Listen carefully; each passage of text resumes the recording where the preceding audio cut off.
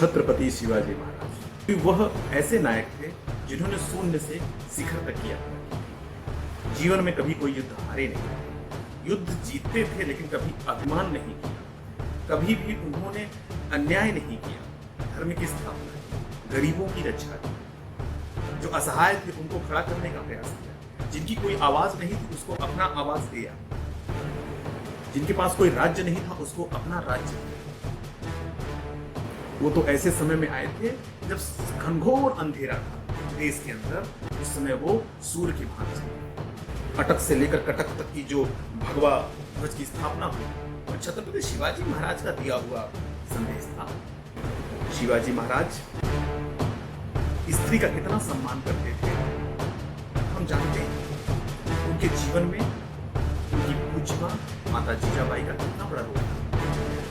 महाराष्ट्र में शिवसेना की सरकार है, संजय राउत उसके प्रवक्ता है, शिवसेना का जो मुखपत्र है सामना उसके कार्यकारी संपादक है, राज्यसभा के सांसद, देश के बड़े नेताओं में नाम आता है, बड़े मुखर होकर के वो बयान देते हैं, बयान कम डायलॉग ज्यादा मारते हैं। हो सकता है मुंबई में रहने के नाते मुंबईया फिल्मी का उनके ऊपर भी थोड़ा बहुत असर होता होगा, इस नाते डायलॉग ज्यादा मारते हैं, लेकिन डायलॉग में बात कम धमकी ज्यादा होती है। फिल्म अभिनेत्री कंगना रनौत को उन्होंने हरामखोर तक कह दिया, उन्होंने यहाँ तक कह दिया कि उसके बाप को खींच के लाऊंगा तब पता चलेगा। कोई मजदूर बोले, कोई रिक्शा वाला बोले, कोई समाज में ऐसा व्यक्ति बोले जिसको बहुत पढ़ा लिखा न हो, जिसको बहुत नॉलेज न हो, जो बहुत संस्कारों में न रखता हो, वो अगर इसी भाषा बोलता है तो समझ में आता है। लेकिन एक सांसद, एक देश का बड़ा नेता, एक सत्ताधारी पार्टी का बड़ा नेता, एक पत्रकार इस प्रकार की भाषा बोलता है, धमकी देता है, गाली देता है और शिवाजी महाराज का नाम लेता है। ये बड़ी, मैं इस बात क्यों कह रहा हूं क्योंकि शिवाजी महाराज का नाम, आप शिवाजी महाराज का नाम लेकर के इस प्रकार की बात कर रहे हैं और ऐसा व्यक्ति संसद के अंदर बैठ करके क्या बात करता होगा। महाराष्ट्र की जनता विचार करना चाहिए, क्या ऐसा नेता होना चाहिए जो गुंडों और मवाली की भाषा बात करता है, जो धमकी भरी भाषा बात करता है, जिसके दिमाग में बात करने लगता है कि दिमाग में कुंठा भरी है, जबान में गंदगी भरी है, इस प्रकार से भाषा बात करेगी। विचार करना चाहिए।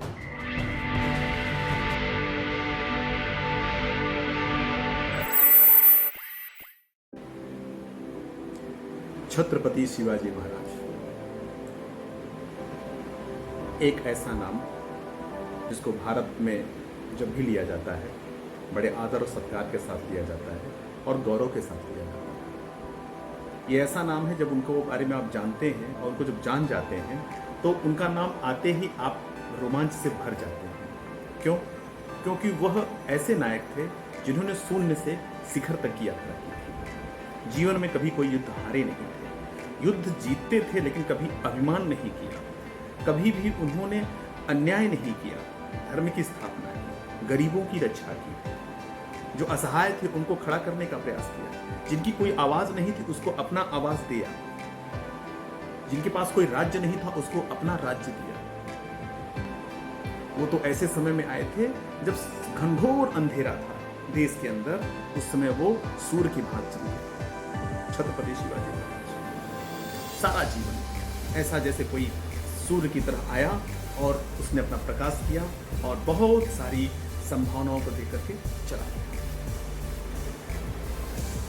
महाराष्ट्र के जो नायक, जो पेशवा साम्राज्य, जो पेशवा का राज्य शुरू हुआ, अटक से लेकर कटक तक की जो भगवा ध्वज की स्थापना हुई, वो छत्रपति शिवाजी महाराज का दिया हुआ संदेश था, जिसको बाजीराव और बालाजी बाजीराव ने स्थापित किया। शिवाजी महाराज स्त्री का कितना सम्मान करते थे हम जानते हैं। उनके जीवन में उनकी पूज्य माँ माता जीजाबाई का कितना बड़ा रोल था। वह उनकी पहली गुरु थी और उनसे उन्होंने क्या सीखा था? सत्य, न्याय व धर्म के लिए ही जीवन। तुम्हारा जीवन तुम्हारे लिए नहीं है, तुम्हारा जीवन तुम्हारे देश और धर्म के लिए है। तुम उसके लिए खड़े हो और शिवाजी महाराज ने अपने सारे जीवन को उसी में आगे बढ़ाया। तब ने आज उनको देश पूछता है।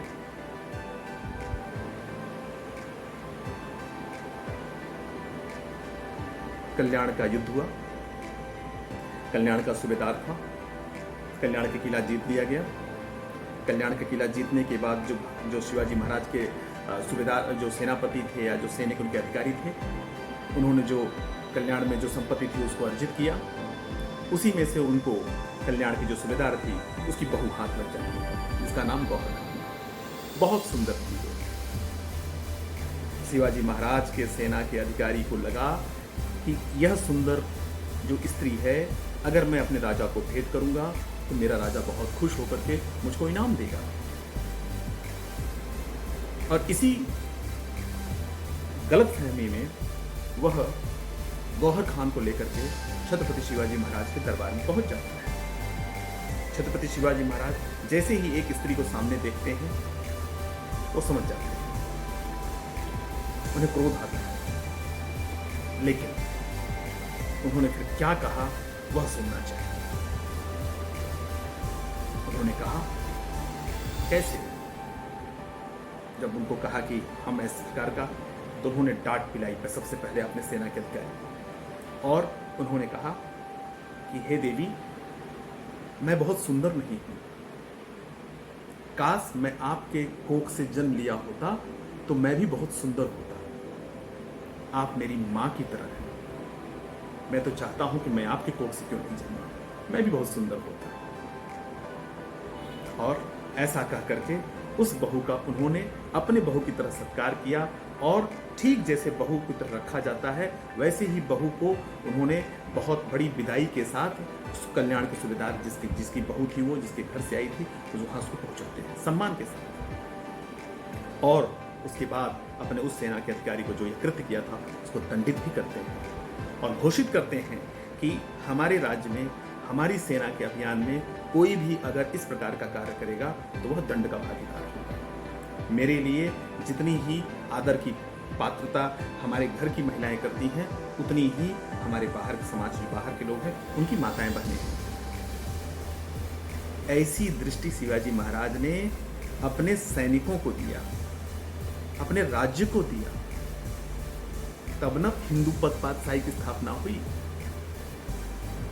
संत ज्ञानेश्वर, संत तुकाराम, एकनाथ, समर्थ गुरु रामदास जो उनके स्वयं के गुरु थे, उनके बारे में पढ़िए। कैसे कैसे इन महाराष्ट्र के संतों ने महाराष्ट्र की भूमि को इतना सुंदर बनाया, उसकी जितनी पूजा की जाए कम ही है। और आज आपको लग रहा होगा कि शिवाजी महाराज की बातें हम क्यों कर रहे हैं, महाराष्ट्र के बात क्यों कर रहे हैं।